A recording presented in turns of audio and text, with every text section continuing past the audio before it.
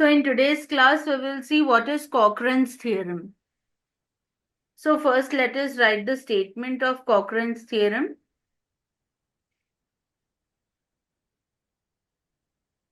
Let x1, x2, x3, so on up to xn be distributed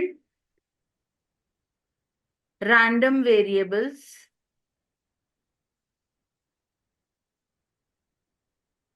from normal population.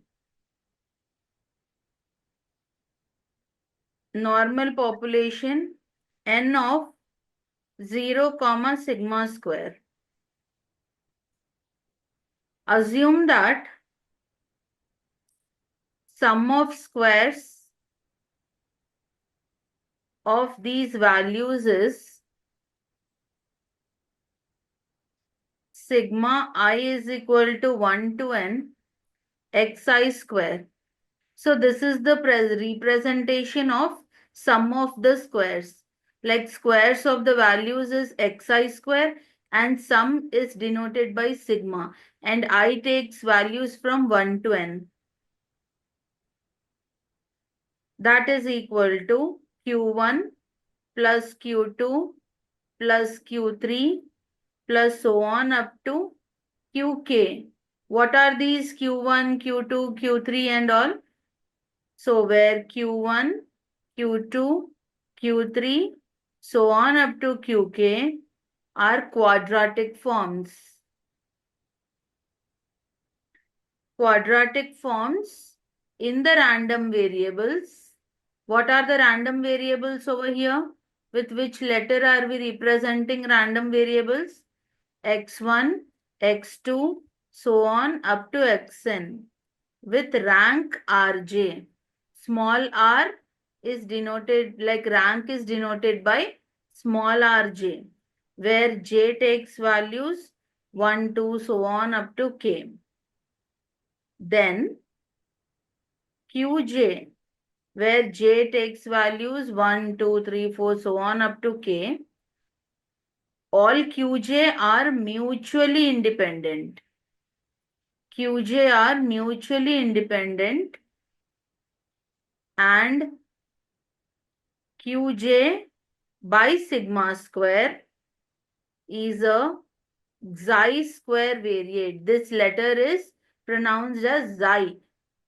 Xi square variate with Rj degrees of freedom.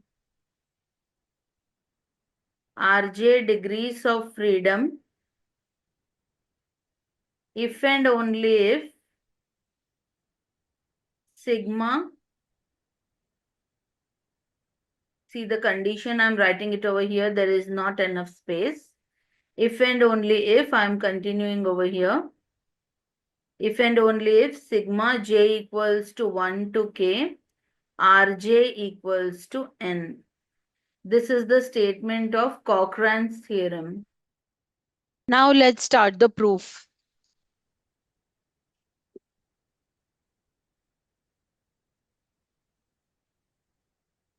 Now you see, if sigma j equals to 1 to k, ri equals to n, then there exists an orthogonal matrix A. What do you mean by orthogonal matrix? If A into A transpose is equal to A transpose into A is equal to I, then it is said to be orthogonal matrix. Okay, so if sigma j is equal to 1 to k, ri is equal to n, then there exists an orthogonal matrix A such that from transformation x is equal to ay, what do we get? We get q1 is equal to y1 square plus y2 square plus so on up to yr1 square, and q2 is equal to y r1 plus 1 square plus y r1 plus 2 square plus so on up to y r1 plus r2 square. Like this, if you continue, qk is equal to y n minus rk square plus y n minus rk, here n minus rk plus 1 plus y n minus rk plus 2 plus so on up to yn square.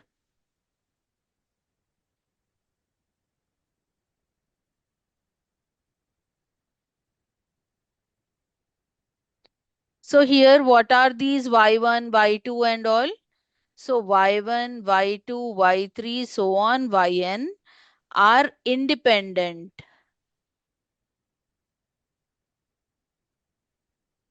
And so q1, q2, so on up to qk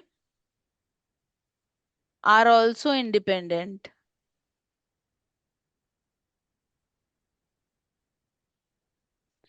Similarly, when x is equal to ay, then x belongs to n of 0 comma sigma square, and since sigma j is equal to 1 to k, rj is equal to n, q by sigma square is xi square variate with rank ri. So this completes Cochran's theorem statement and proof. Now we shall move on to statistical analysis of one-way ANOVA for fixed effect model. So first we shall see what are the assumptions of ANOVA.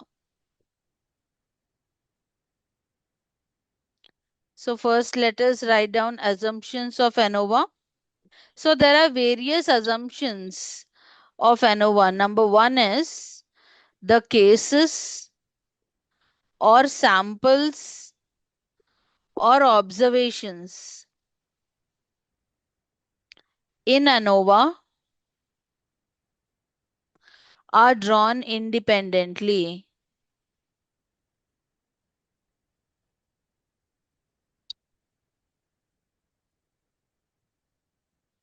And independence of the observations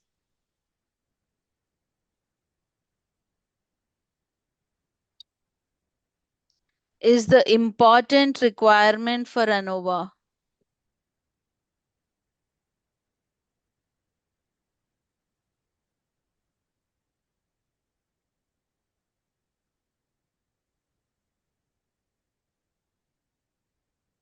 So what is the first assumption over here? The cases or the samples or the observations which you are considering in ANOVA, they are drawn independently. And this is the main requirement for ANOVA. That is, independence of observations is the main requirement for ANOVA. Then the second assumption is the case or observation or sample distribution should be normal.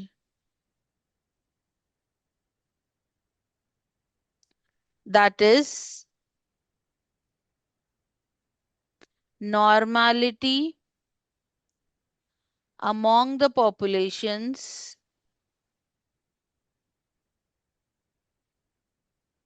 should be maintained.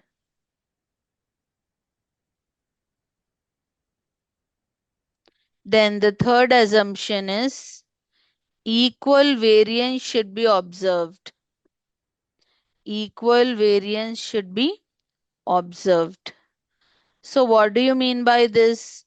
That is, the variance of the data or information drawn should be the same. For example, sigma 11 is equal to sigma 21 is equal to sigma 31 is equal to sigma 4, 1 and so on. Okay, so now we will get started with the statistical analysis. So in statistical analysis, first comes the null hypothesis.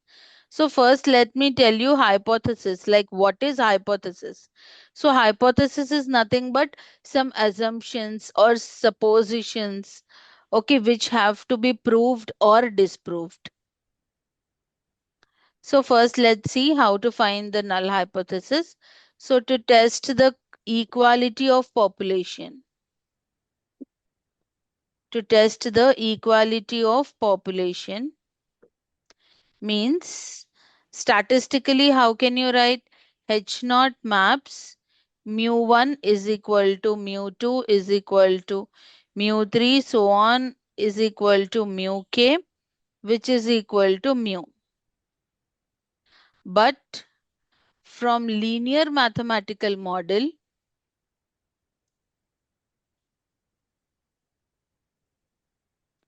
mathematical model, since alpha I is equal to mu I minus mu, where I takes values 1, 2, 3, so on up to k, then null hypothesis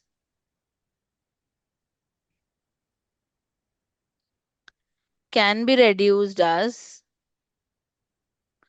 null hypothesis is always denoted by H naught maps alpha 1 is equal to alpha 2 is equal to so on up to alpha k which is equal to 0.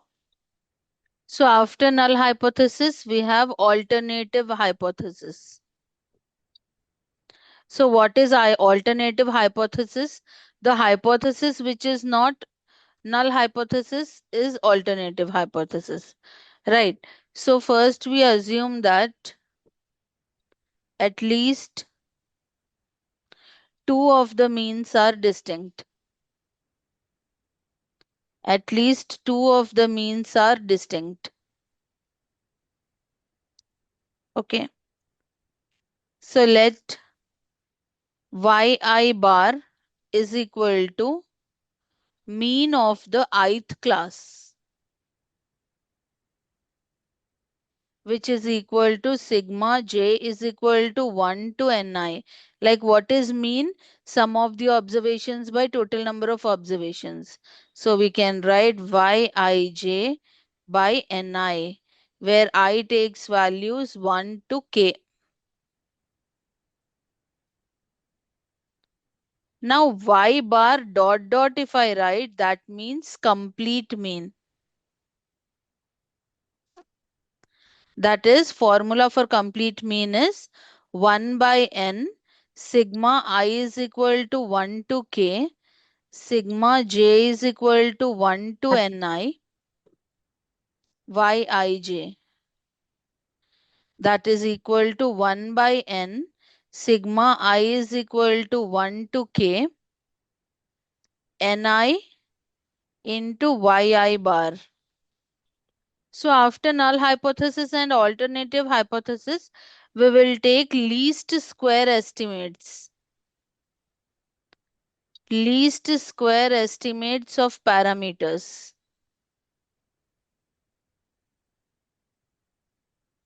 These all come under statistical analysis only. So the parameters, what are the parameters we are using over here? Mu and alpha I. These are the two parameters and these are calculated by principle of least squares on minimizing the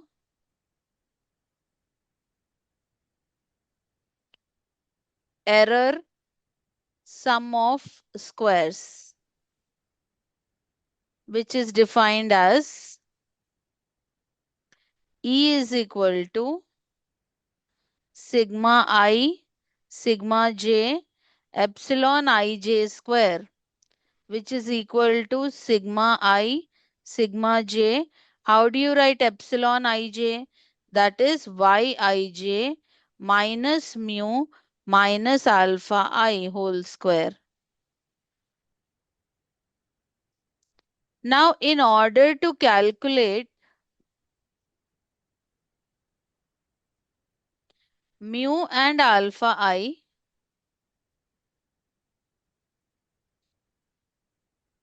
the normal equations are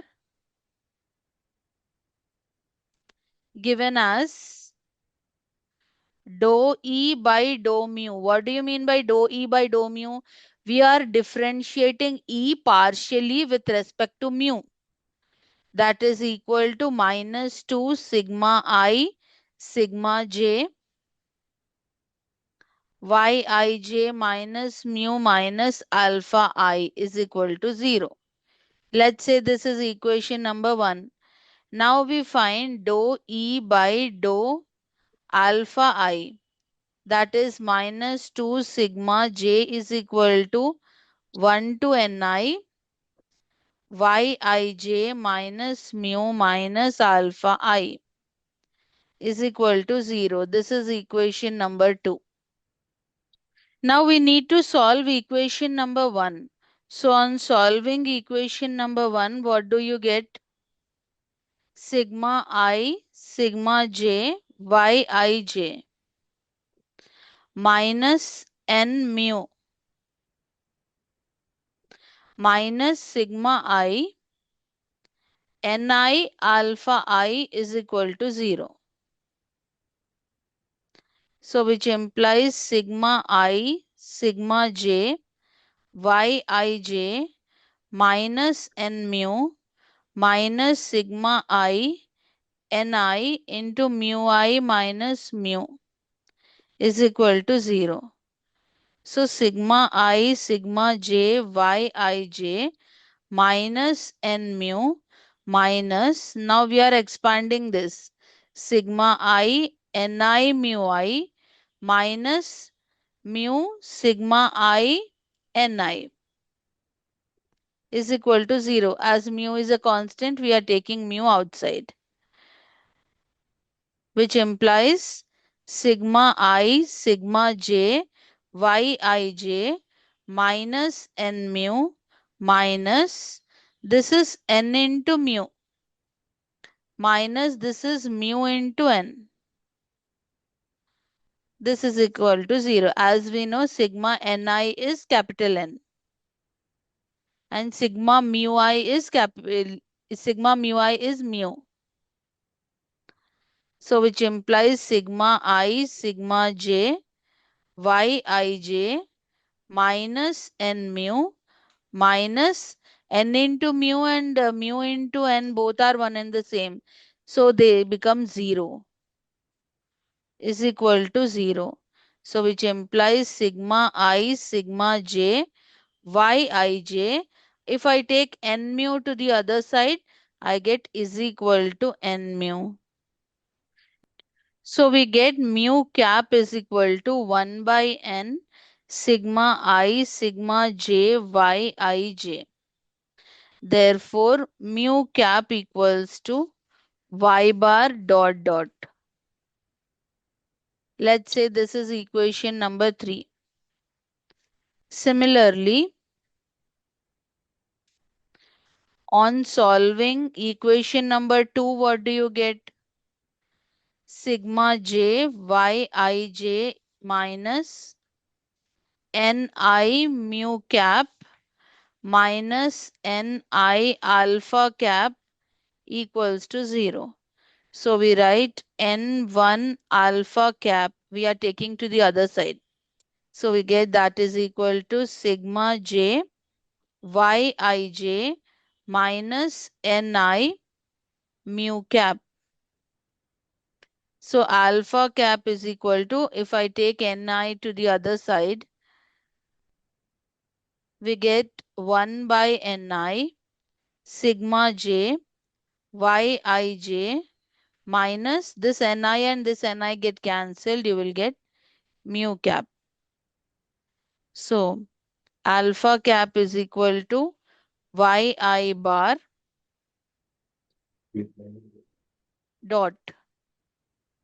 y I dot bar minus mu cap. So alpha cap is equal to y I dot bar minus mu cap. We can write it as y bar dot dot. Why we are writing like this? Since from alternative hypothesis,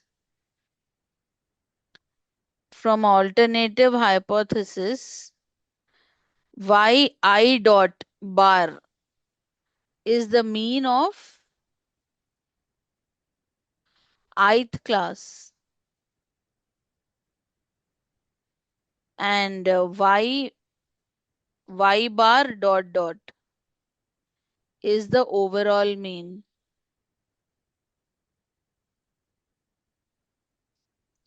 And we will take this as equation number 4.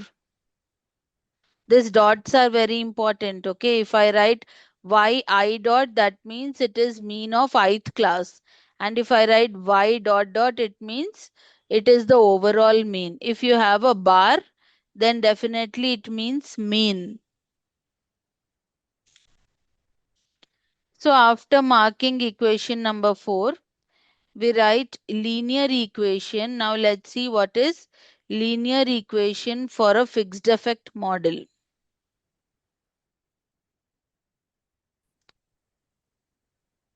Is given by yij equals to mu I plus epsilon ij. So that is mu plus mu I minus mu plus epsilon ij. Why we are writing like this? Since mu I is equal to mu plus mu I minus mu.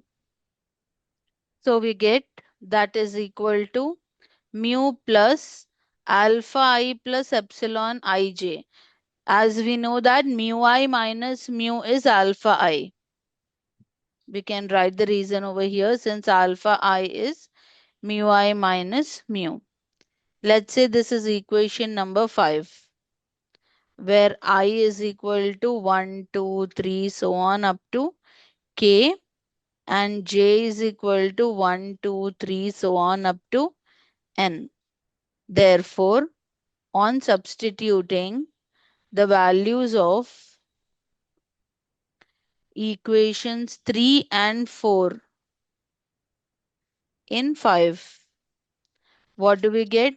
Yij equals y bar dot dot plus y bar I dot minus y bar dot dot plus yij minus y bar I dot. This is equation number 6, where let us understand what do we mean by each one of them. So yij is observation. Y bar dot dot is grand mean. Now y bar I dot minus y bar dot dot is deviation. Deviation due to ith treatment.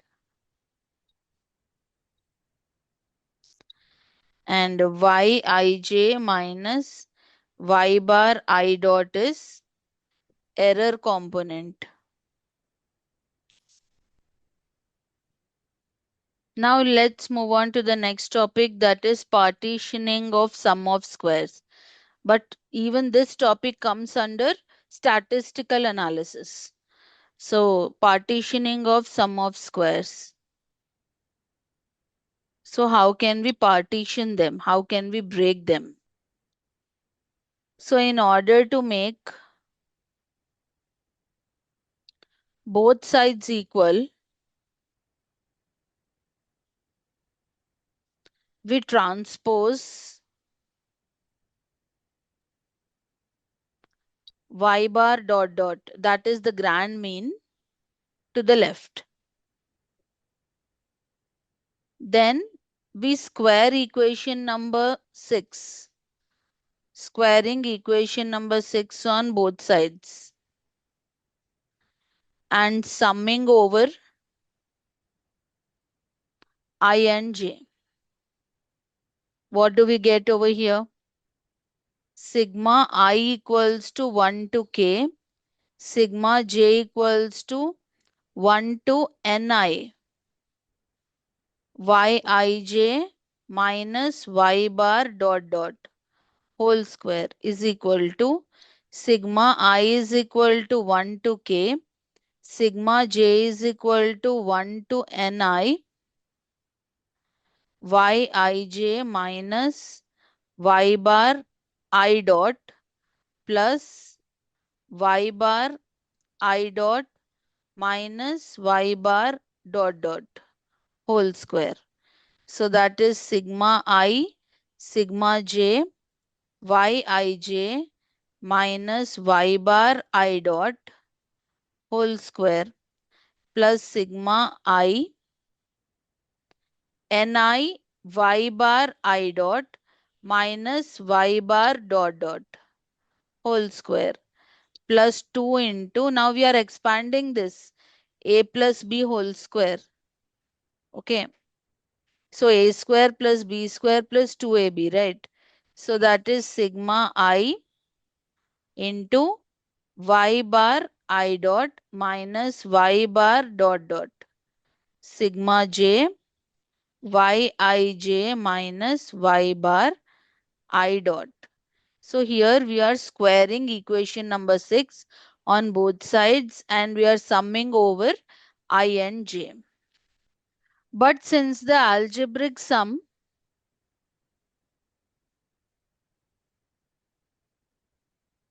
of the deviations of the ratios from their mean is 0. So how do you get?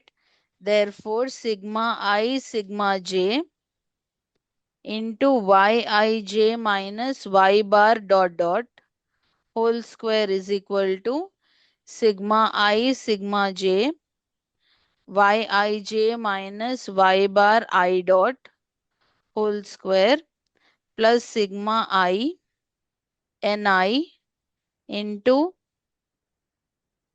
y bar I dot minus y bar dot dot whole square. Let's say this is equation number 7. Now let us understand about each and every term where sigma I, sigma j, yij minus y bar dot dot whole square defines total sum of squares. We denote it by TSS. Then sigma I ni into yi y bar I dot minus y bar dot dot whole square defines sum of squares due to treatment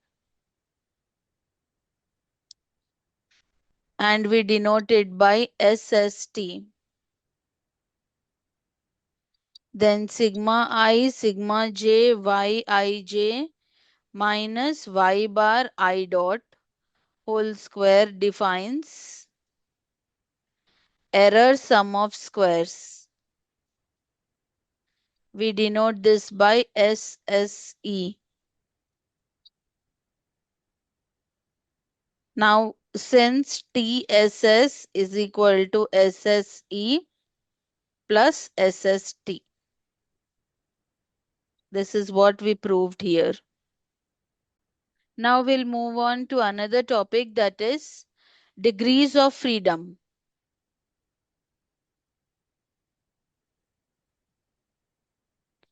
Degrees of freedom for various sum of squares.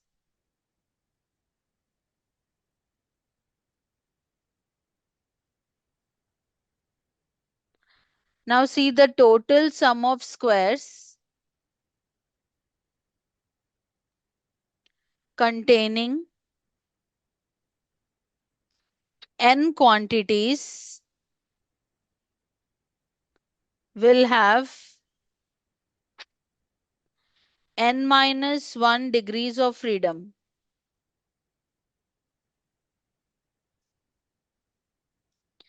As the linear constraint.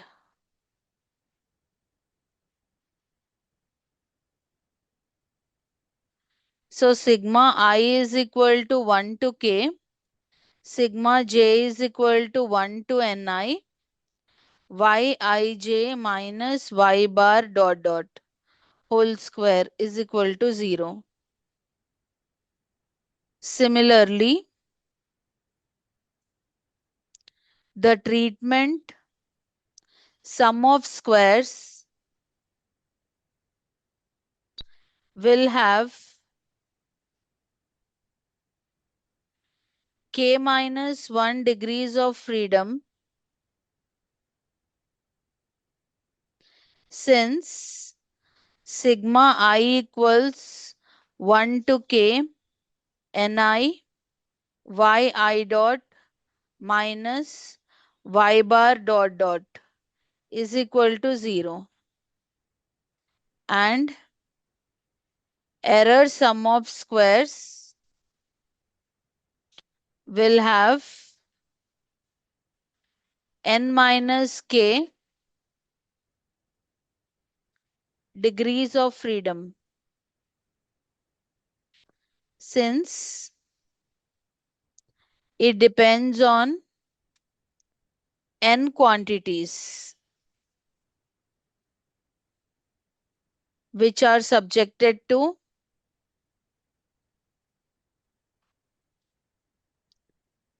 k linear constraints.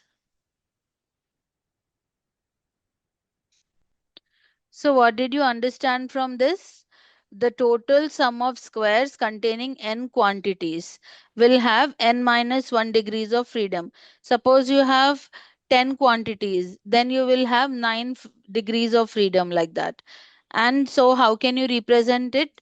Statistical way, sigma I is equal to 1 to k, sigma j is equal to 1 to ni into yij minus y bar dot dot whole square. So similarly, the treatment sum of squares will have k minus 1 degrees of freedom because this term is 0.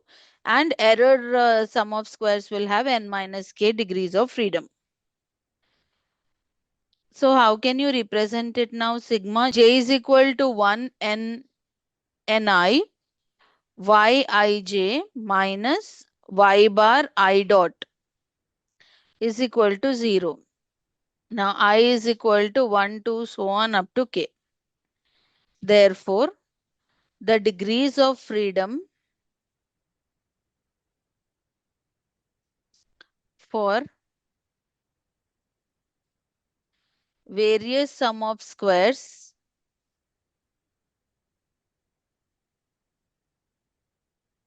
can be given as n minus 1 is equal to n minus k plus k minus 1.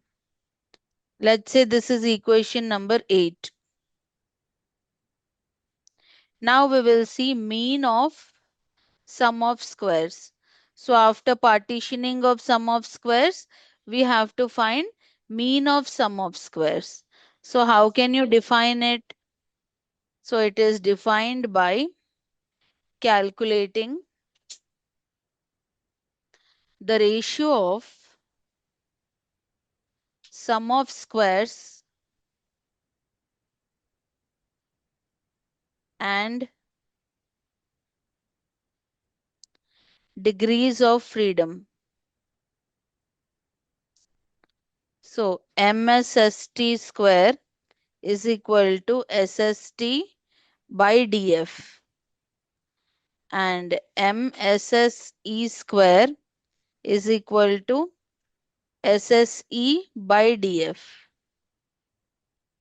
So now let me tell you what do you mean by this MSST and MSSE. So where MSST denotes mean of sum of squares due to treatments. T stands for treatments. And MSSE denotes mean of sum of squares due to error. So E stands for error and T stands for treatment. Now we will see expectations of various sum of squares.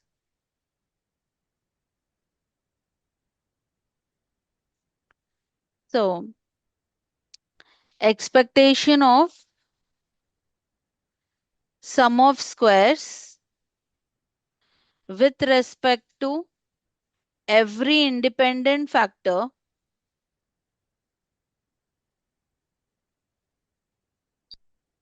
is required for obtaining appropriate test statistics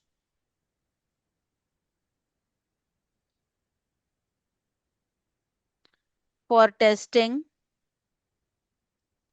This we are doing null hypothesis. H naught maps mu1 is equal to mu2 is equal to so on up to mu k from the linear equation of ANOVA under fixed effect model.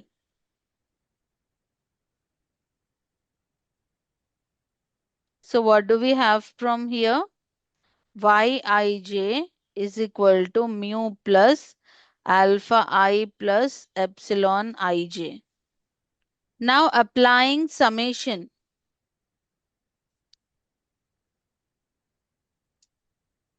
So applying summation over j. Now let's take this equation as equation number 9. And we are applying summation over j and dividing equation number 9 by ni. So we get 1 by ni sigma j yij is equal to 1 by ni into ni mu plus ni alpha I plus sigma I epsilon ij.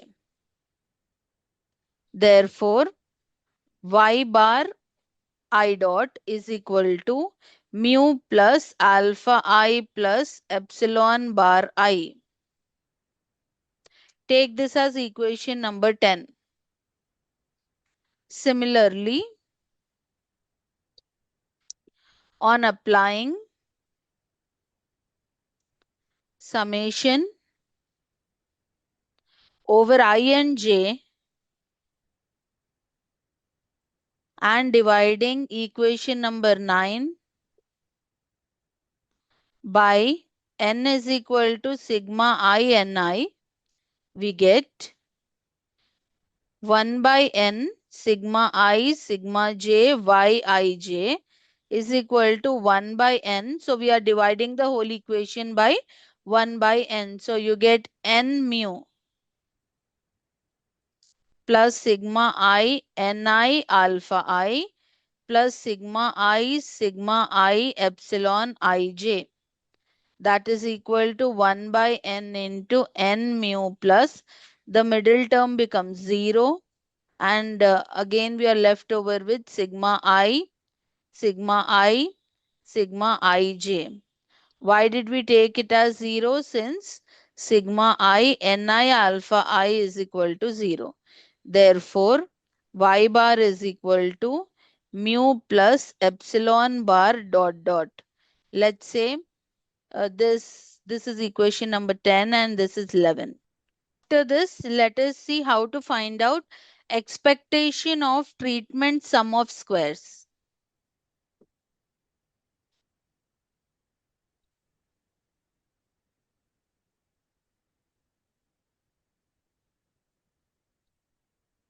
That is SST.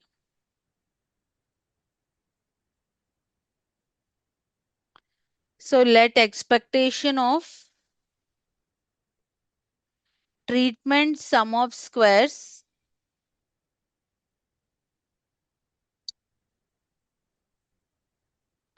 be denoted by E of SST. E stands for expectation, sum of squares treatment. SST stands for sum of squares treatment. Okay. So we know that sum of squares due to treatment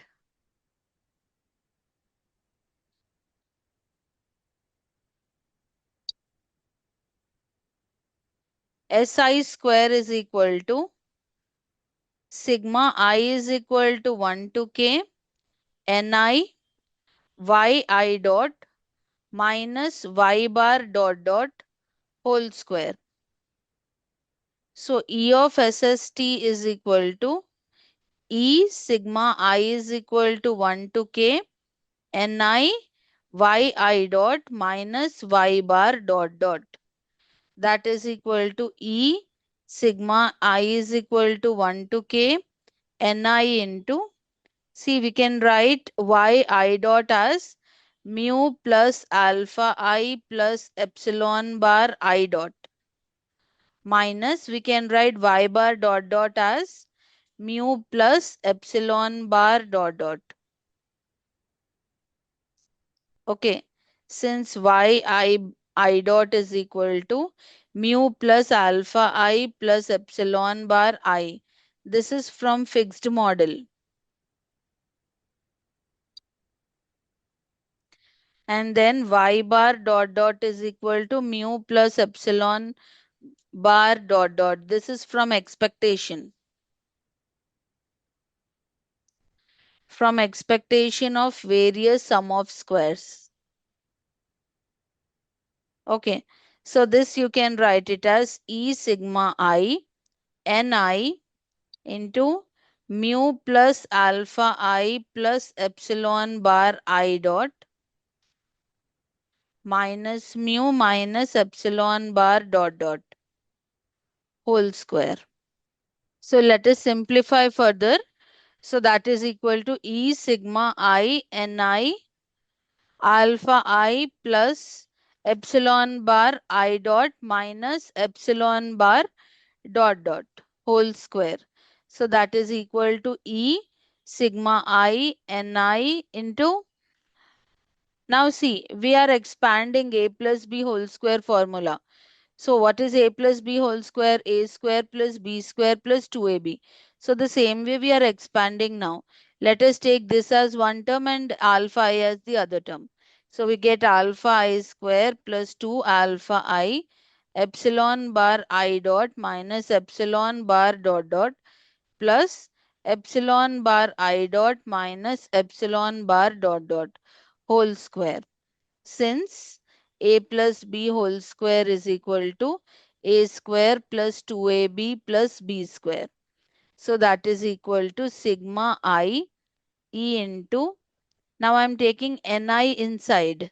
So Ni alpha I square plus 2 sigma I Ni alpha I E into epsilon bar I dot minus epsilon bar dot dot.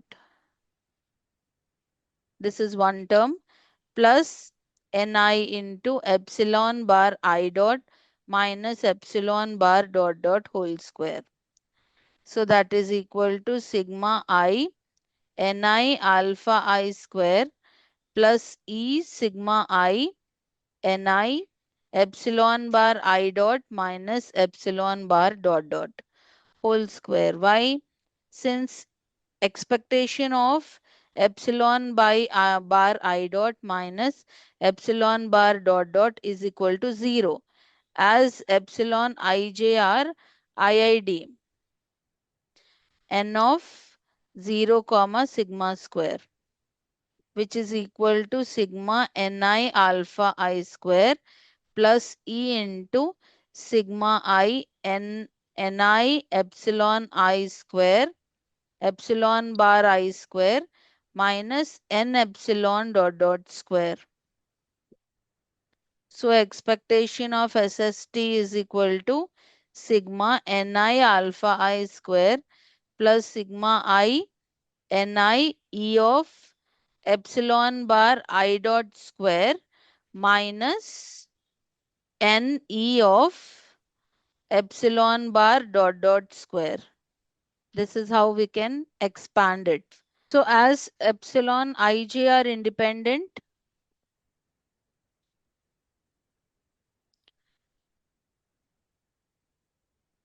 and identically distributed. So wherever I am writing IID, it means independent and identically distributed. So n of 0, comma, sigma e square, comma, expectation of epsilon bar I dot equals to 0, and expectation of epsilon bar dot dot equals to 0. Therefore, variance of epsilon bar dot is equal to expectation of epsilon bar I dot square minus expectation of epsilon bar I dot whole square. That is equal to expectation of epsilon by I dot square minus 0. That is expectation of epsilon bar I dot square. So expectation of epsilon bar I dot is equal to variance of epsilon bar I dot, which is equal to epsilon e square by ni.